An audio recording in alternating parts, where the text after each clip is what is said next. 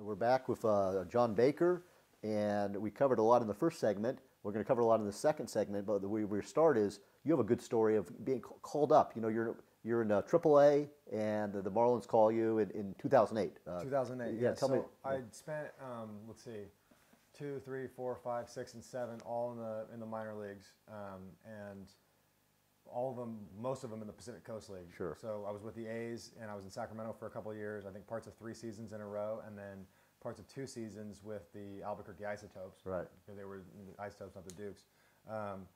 In spring training that year, I was one of the last people cut from the Marlins.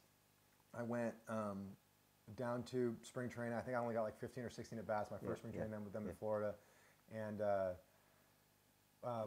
made it through the entire spring training. And we had an exhibition series against the Yankees at Dolphin Stadium at the end, and they told me that I didn't make the team. We were down in Miami. It's about an hour and 15 minutes from Jupiter. They told me I didn't make the team at like midnight, and then they told me I had to be on like a 4:45 bus the next day to the airport to fly to Albuquerque to go to AAA. So Megan happened to be out visiting at the time, and you know, we got all this. We hopped in the car, packed up all my gear, drove back to the hotel room, packed that up, didn't sleep, just got on an airplane and flew to AAA. And then I was fortunate. I got to be teammates and spent a lot of time with a couple of guys that have become really, really good friends. John Gall, who played at Stanford, all-time Pac-10 or Pac-12 now hits leader. Wow. Was on my team. Tag Bozade, who played at USF. Okay. Who was like the home run leader of all time at USF. And then Chris Barnwell, who from Florida himself as well, but he was like our third lesser-known roommate. He played in the big leagues a little bit with the Brewers, Gall with the Cardinals, and with the Marlins as well. And then Tag had never made it, even though he probably should have a long time ago. But anyway, we had four people in a house, or in like a little apartment in Albuquerque. John Gall, his name John, his wife was named Megan as well. Right. They had a newborn. Okay. So we had those 3, and then Megan came out. She was teaching at the time, so when she came out for the summer, she was out there. So we had 2 John and Megans, and then Chris and Tag, and their girlfriends and wives were kind of coming back and forth at the time as well. So we had this little tiny apartment with like no less than 6 or 7 people and a baby in it all the time. This sounds like it would be a good TV show. Yeah, it was a lot of fun. Okay, a lot of Wii bowling. And none of us were making any money at all at the time, so it was great because we were paying like $150 a piece in rent to rent this little tiny place in Albuquerque. We should have started a meth lab, I think. Tell people we're talking about the Albuquerque connection. Yeah. That's Breaking Bad.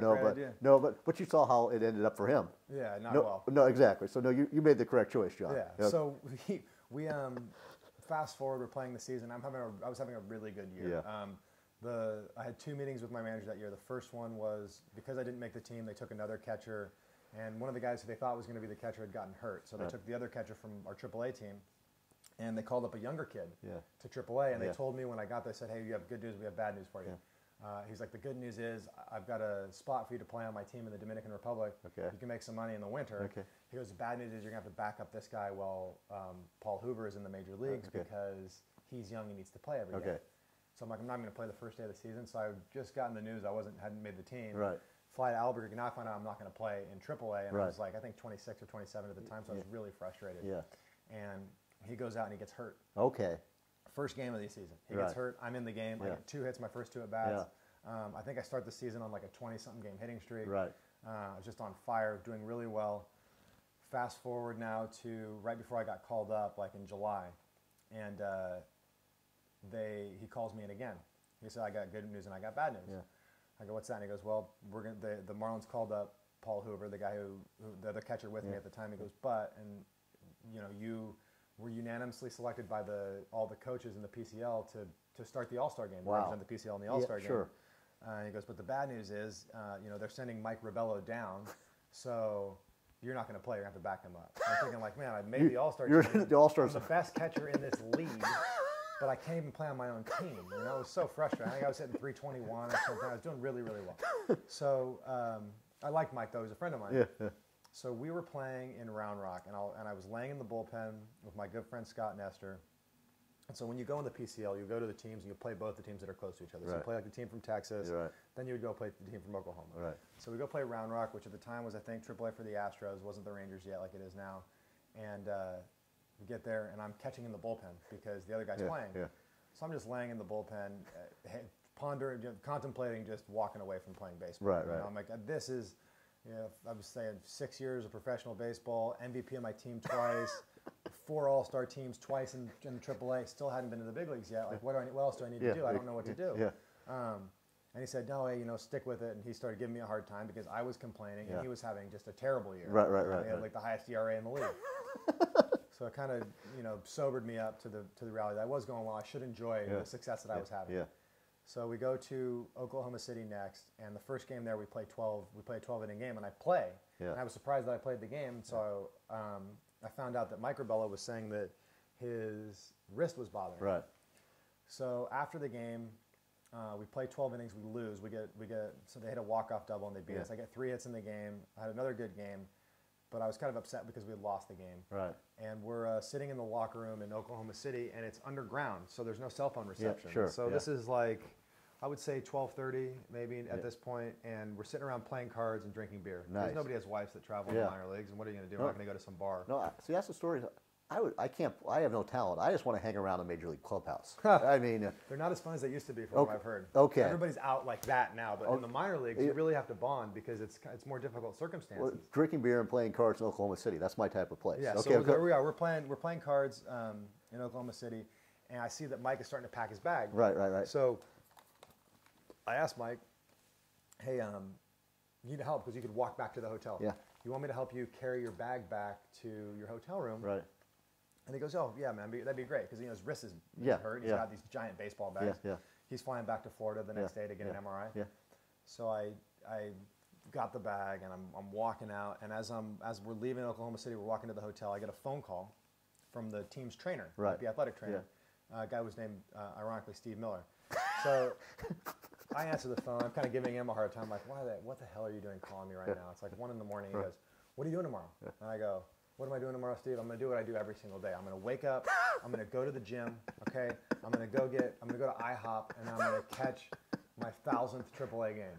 That's what I'm going to do tomorrow. And so he says to me, he goes, you want to go to San Diego? I go, what's in San Diego? And he goes, the Marlins are there. At this moment, it hits me that the guy that I'm walking with, had he not complained about his wrist being hurt, would have gone back. Right. Right away, back to the big leagues. Okay. So I don't say anything. I can't jump around and celebrate. Yeah. So I'm like, okay. So you're really walking right next door to the guy. Exactly. I'm holding his bag. Yeah, you're holding his bag. So we get to the hotel. We go up. Of course, we're on the same floor. Yeah. Get to the same floor. I walk to his room with him. Give him a hug. Hey, good luck, man. I'll see you later. Whatever. I'm just in shock. Yeah. Right. Haven't called Megan yet. Yeah. Okay. Haven't called my parents. Haven't called anybody. I walk back to my room, just trying to collect my thoughts. I knock on the door. I open the door. I look at my roommate, Chris Barnwell, who was one of my roommates at home as well, and he looks at me, and we make eye contact, and he goes, "You're going to the big leagues." I go, "How'd you know?" He goes, "I can see it." Yeah. Wow. Okay. He's like, "I can see it," and so then, of course, I call my parents, wake my parents up. I think they were visiting somebody, so they were gone. Call my parents, and my dad's like, "Okay, well, we'll be in San Diego tomorrow." Yeah. Okay. Yeah. My brother was at UCLA at the time, so he was able to drive down to San Diego.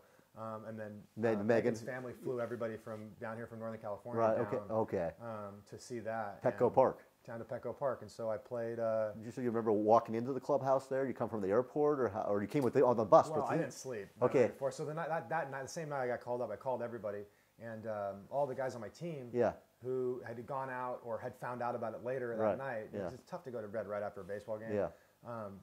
We had a steady stream of visitors to my room. Wow. Knocking on the door. Knock. Was it? Remember the hotel? I don't know what it was called. It was just a chain hotel. No, I'm joking. There's a lot of noise. There's a lot of noise on whatever floor. To joke. No. Yeah. So there they kept justified.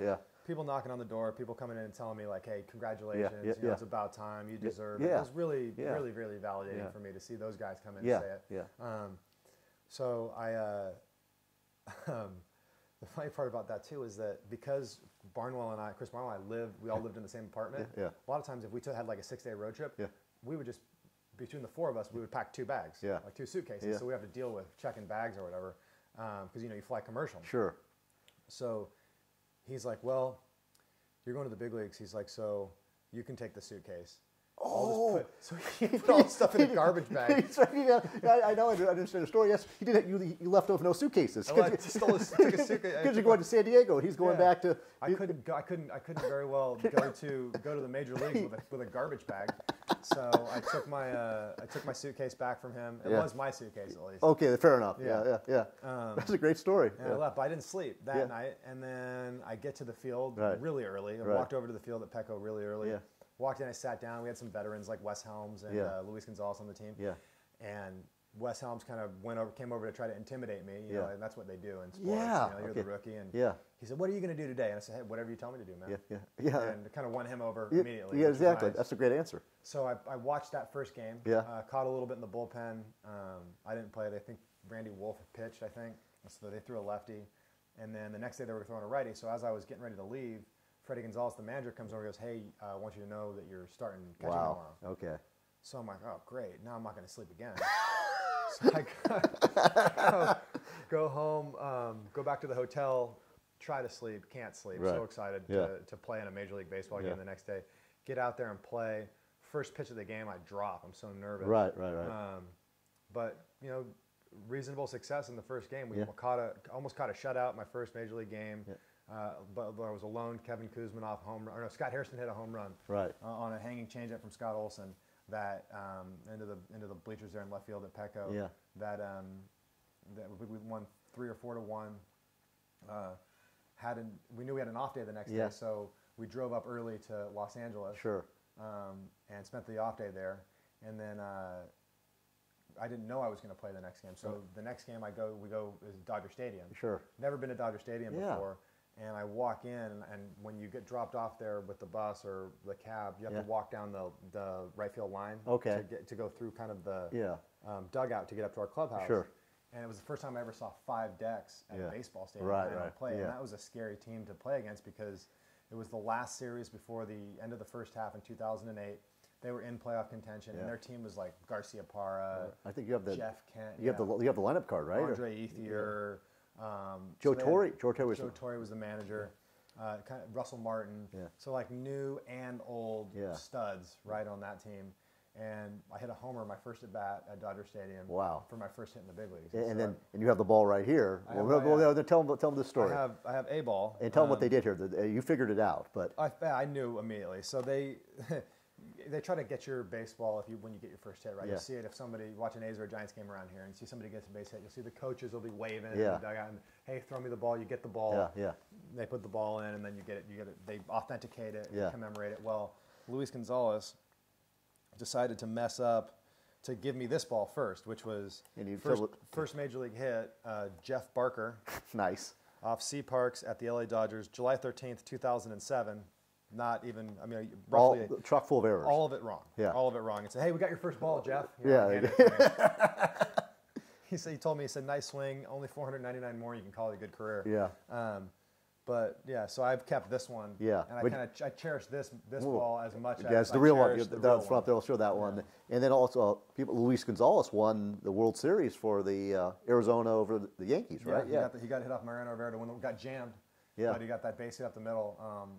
A really, really cool person to be able to play with. Like I played with him his last year, and he had started something like 19 or 20 consecutive opening days. Wow. In the big leagues. Yeah, okay. And so to have that kind of experience around you. A good Luis Gonzalez story. Yeah, sure. My first day in the major leagues, I told Wes and him, "Hey, you guys just tell me what to do." Yeah. And, okay, right? So, it's kind of known throughout baseball that if you miss the national anthem, you get a fine. If you're not out on the field, on the line for the national anthem or in front of the dugout. Sure. So he's telling me what to do, and it's Luis Gonzalez. Yeah. I'm going to listen to him. So he comes over right before the game starts. Everybody's going to the dugout, and I start to walk to the dugout. He's like, no, we're going to stay here. Yeah. We'll stay here for right now. I'm like, okay. So he goes, all right, let's go. So now we're walking out through the kind of the tunnel to the visiting dugout there in San Diego, and I hear the national anthem playing, and I'm like, oh man. And so we get to the edge of the dugout, and he stops me. National anthem finishes. Yeah. all the coaching staff turns around and starts walking in, and he walks around the corner, I follow him, and he turns around on me in front of everybody and goes, "Can you believe this kid first day in the big leagues misses the national anthem?" And he missed the national anthem, right? Yeah, but he could do whatever he wanted. Right, he's Luis Gonzalez. It was just him hazing me. Right, okay, right? yeah. Hazing me. Said, "We need to fine him $100 Yeah, for, you know, kangaroo court or whatever. Yeah, okay. But of course they didn't. Okay, You know, they were cool about it. It was really fun being in that environment. We had a lot of young players on that team with the Marlins, and then we had a couple of those veteran guys like that.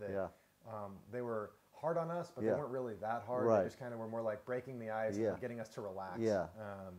And so I feel like I owe a lot of the success that I've had to those kind of older players that, you know, needled you in a way that in a was, good way, fun way. Yeah, I mean, like I'll always remember that as a positive moment and not a moment where I was angry at Luis Gonzalez. I'm trying to think this now. Now it's almost come full circle. You're the veteran.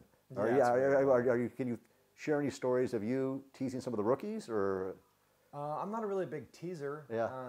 I try to give them advice maybe or something. Yeah. Who have you brought under your wing, or give it? Well, I spent a lot of time with Anthony Rizzo last year. Okay.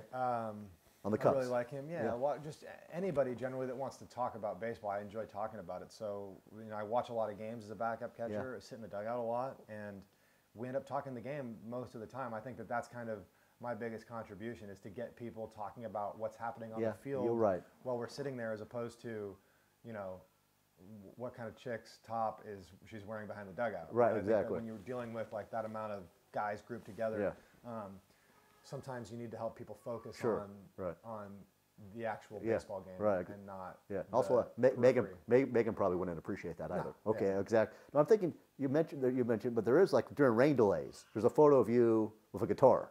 Mm-hmm.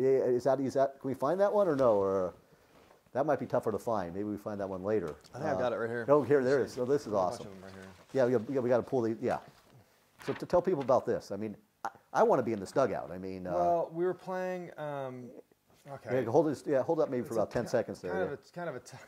So we were playing the Giants last year, and the grounds crew had recently been reduced in size due to, I believe, something about Obamacare. Okay. There was something about insurance, and they couldn't pay people full time because then they had to provide something else for them, so they cut the size of the grounds crew. Literally the first day it rains, okay? They try to pull the tarp onto the field, and they don't get it regularly. They don't get it all the way up. Well, this made Sports Center. This is when they were calling people. Yeah, it was yes, okay. So they don't get it all the way on. So I'm sitting there watching. I played in Florida, so I've seen a lot of rain delays. Sitting there watching it happen in the dugout, and I go, we're not going to play. It rained really hard for 15 minutes. There's no way that field is going to be able to drain the water. It's not. They have some new drainage system in it at Wrigley, but let's face it, we were celebrating the 100th anniversary of playing baseball there last year. Yeah, we're not going to play. So we went inside and came out 45 minutes later, and I was watching them. I think they put 70 50-pound bags of Diamond Dry on top of like 2 feet of standing water. Okay. So what they essentially did was they built a swamp. Yeah. Right, where you had like a crust of dry dirt, and then that much water underneath it, and there was just absolutely no way we were going to play the game. 15 minutes of rain resulted in like a 4-hour and 30-minute game delay before we finally they finally sent us home. Right. So I always would bring my guitar to the field. Yeah. I learned in Florida you need to have something to do. Yeah, it rains all the time, right? When it rains. Yeah. And I would rather do that than stare at my phone or play FIFA or whatever some of the younger players do. So I would always have my guitar there in like our players' lounge. So I'm sitting there in the lounge playing the guitar, and it's like almost to the point where we had completely cashed it in. Yeah. We were opening up bottles of wine like by 2.5 hours into it. Because I told all the young, I'm like, we are not going to play tonight. Just listen to me. Like, that's my biggest, my best example of my veteran leadership. Okay. Telling other players to drink because I knew the game was not going to be played. Okay. So Anthony Rizzo actually was like, dude, you should just go take your guitar and go play in the dugout because everybody's leaving. Yeah. So I brought it out and sat there and played for a while, and he was singing. We were actually singing there was a song Eddie Vedder wrote about the Cubs. Okay. Wow. So we played that song, and Rizzo sang it while we sat in the dugout. Okay. And then like 10 minutes after that happened, they finally said, "Okay, go home." Right, okay, yeah. No, but you knew what was going on. You know, I've been there and seen. I knew the moment that crust was on that field, and they walked out and stepped on it. Right. And oh, we can play. Yeah. Yeah, right. You're gonna run Pablo Sandoval out on that field when you guys are in a playoff race. Yeah. It's not gonna happen. Yeah. Yeah. No, that's good. Yeah, that's right. It was last year. Something bad happened. It would have changed history. Yeah. Everything. Okay. Yeah. And they ended up winning the World Series. So they made the right choice. It's just they could have made that decision. I would have said they could have made that decision maybe 45 minutes to an hour after it rained. Right. And then you could have said, "Oh no, we ruined it," because they dumped all that stuff on, and then they spent the next 2 hours taking off. I don't know what 70 times 50 is, but 3,500 pounds of dirt. Yeah. Okay. By hand, But, on and off the field, right. understaffed. Okay. Understaffed. Yeah. Thanks to Obamacare. Apparently. Okay, apparently. Allegedly. Allegedly, exactly. We don't have a research. We'll look that up later. Okay. Yeah. I'm trying to think. I think we take another break now. Maybe we come back and talk. We have some good stories about De La Salle, and also I got some stuff here I want to make sure I cover. And yeah, let's take a break, and we'll come back with more of John Baker. This is fun. Yeah.